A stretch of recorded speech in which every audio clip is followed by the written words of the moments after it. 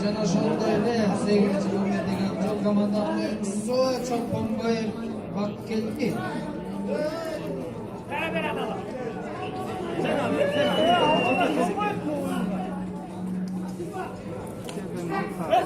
Sol canına karab koyun.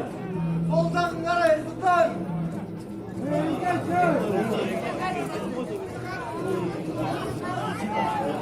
Altın.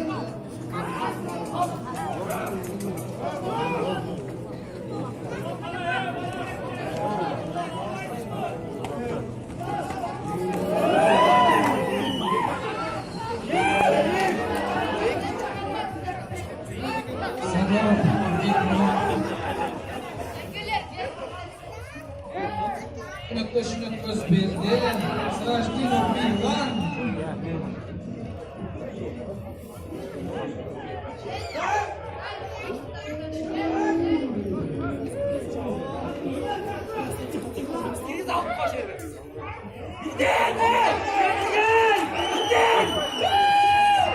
Tayland'ın İstanbul'u yöneten Milan.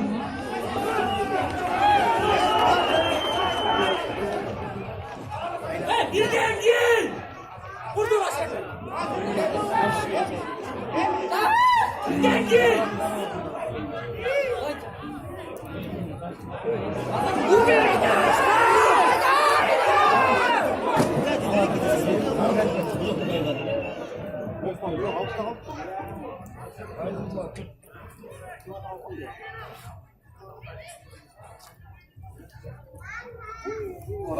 Skål!